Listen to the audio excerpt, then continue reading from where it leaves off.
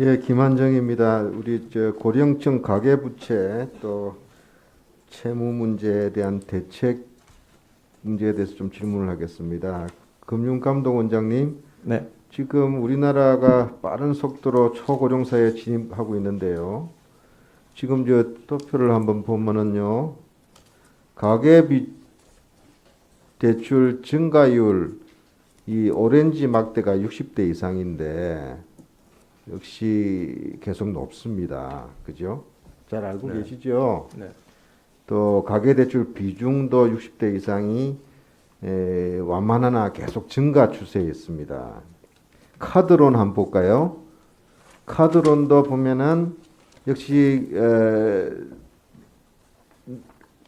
증가율은 50대가 제일 많습니다. 한 동년 대비 한 2조가 증가했는데 전체 증가율의 한 절반. 근데 60대 이상도 31% 이렇게 차지를 하고 있습니다. 이 고령층의 채무 상환 능력을 일률적으로 이야기할 수는 없지만 기본적으로 3, 40대 생산 인구에 비해서는 이 채무 상환 능력이 좀 덜하다고 봐야 되지 않겠습니까? 지금 그런 큰 흐름에 대한 통계나 대책에 대해서 금감원 차원에서 좀 파악하고 계시는지 모르겠습니다. 네, 그럴 거라고 생각합니다. 네, 뭐 65세 이상을 고령 인구다 보기도 좀 어렵지만 지금 이 추세가 계속 가계부채 고령층이 더 많이 자꾸 증가하고 있다는 이 현상을 잘 봐야 될 것 같습니다. 이 고령층 가계부채에 있어서 특히 현금이 없고 또 소득이 없어서 빚어지고 있는 상황인데 과거 뭐 영모기지론이라든지 여러 가지 정책 대안들이 좀 있었지 않습니까? 지금 실효성 있게 정착하고 있습니까? 당초 아마 기대했던 것만은 못할 거라고 생각합니다. 네.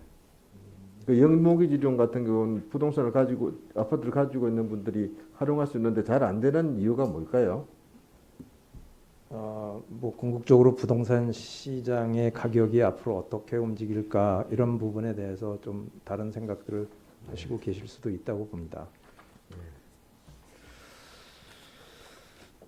저기 금융위원장님께 좀 질문하겠습니다. 우리 코로나 방역 국민들이 잘했고 의료진이 잘했는데 또 그 뒷받침에 우리 지역 병원 인프라들도 상당한 협력을 했습니다.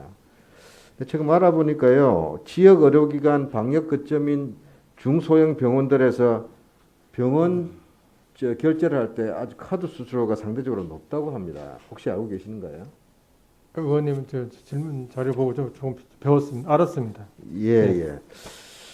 이 병원에서 환자들이 진료비를 카드로 결제할 경우에 거의 뭐 우대는커녕 제일 높은 수수료율을 지불한다는데 그 이유를 잘 모르겠습니다. 이 카드 회사에서 정하는 부분에 대해서 정부가 다 일일이 개입할 수는 없겠지만 한번 협의를 해보시는 것이 어떻겠습니까? 의원님 예, 저기 그 무슨 취지로 이렇게 말씀하신지는 알겠고요. 예, 제가 보고받기로는 이제 30억 미만은 이제 예, 우대 수수료라는 걸 해서 예, 이제 그 지역 은행이 30억을 넘냐 안 넘냐에 따라 좀 차이가 있고 같은 30억 이내라도 예, 낮은 거부터 낮은 데는 싸고 위로는 좀 조금은 상대적으로 비싸다 보니까 병원이 좀 상대적으로 좀 매출이 많다 보면은 예. 조금 상대 체감하기는 좀 높다는 느낌이 들 수는 있을 것 같습니다. 지금 특수 가맹점으로 분류되면 우대 수수료율이 적용된다는데 예, 병원은 공공성을 갖고 있지만 이 특수 가맹점으로 분류가 안 되고 있답니다. 특히 중소형 병원 이런 부분들을 특수 가맹점에 준하는 그런 대우를 할 수 있는 방법은 없는지 그래서 좀 더 이 중소형 병원들이 좀 의욕을 가지고 또 경영도 개선해 나가면서 방역 일선에 더 적극적으로 협력할 수 있도록 하는 정책적 노력도 필요하지 않겠나 생각합니다. 예, 아까 말씀대로 예, 30억 미만이 이제 그 우대 수술을 받는데 그게 92%라고 하는데 예, 예. 실제로는 이제 말씀하신 건 아마 8%에 있는 분들이 아마 말씀하신 것 같고, 그런가요? 예, 아마 이제 대부를 못 받으신 분들이 예. 그거를 예, 한번 돌아가서 한번 좀 보겠습니다. 예. 근데 그게 아마 지역 거점형 중형 병원들일 건데 실제로 방역 선별 진료라든지 환자 치료에서는 그 부분들 그 퍼센트대의 그 위에 중형 있을 병원들의 것 역할이 같습니다. 더 큰 예. 상황이기 예. 때문에 그런 것 같습니다. 그 ATM 기계가 지금 자꾸 줄어가고 있는 것도 걱정인데 한편으로는 해킹에 좀 취약하다 이런 보고가 있습니다. 최근에 국내 ATM 기기 해킹 사례들이 보고가 되고 있고 피해액들이 좀 파기되고 있습니까?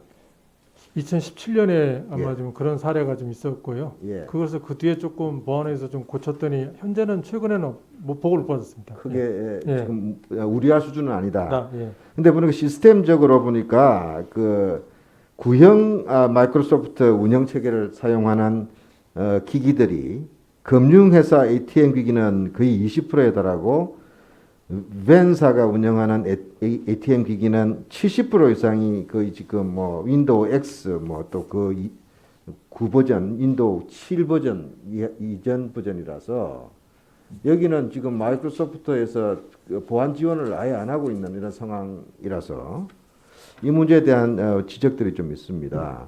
이게 이런 ATM 기기를 제공하는 이 회사들은 보니까 전자금융 보조업자라고 해가지고 관리 감독에서 조금 벗어나 있어요. 이런 부분들에서 지금 보안 취약성들을 시스템적으로 업그레이드 하는데 우리 금융이나 금감원에서 좀 지도가 가능한가요? 어떻습니까? 저희가 어느 정도는 지도를 하고 있는 걸로 알고 있고요. 앞으로도 계속해서 좀 챙겨 나가도록 그렇게 하겠습니다. 네. 예, 우리 올해 국정감사 마지막 질의가 될 것 같습니다. 본 의원은 우리 금융에 대한 또 자본시장에 대한 문재인 정부가 관치를 없애고 시장의 자유를 강화하는 쪽으로 정책을 펴온 부분에 대한 그 과정에서 나타난 여러 가지 부작용들을 살펴봤습니다. 그중 하나가 금융지주그룹의 1인 지배화 그리고 금융감독 기능에 대한 뭐라고 그럴까 그런 체크 앤 밸런스 기능이 저하되면서 나타난 여러 가지 문제점들 다른 의원님들과 함께 지적해 왔습니다.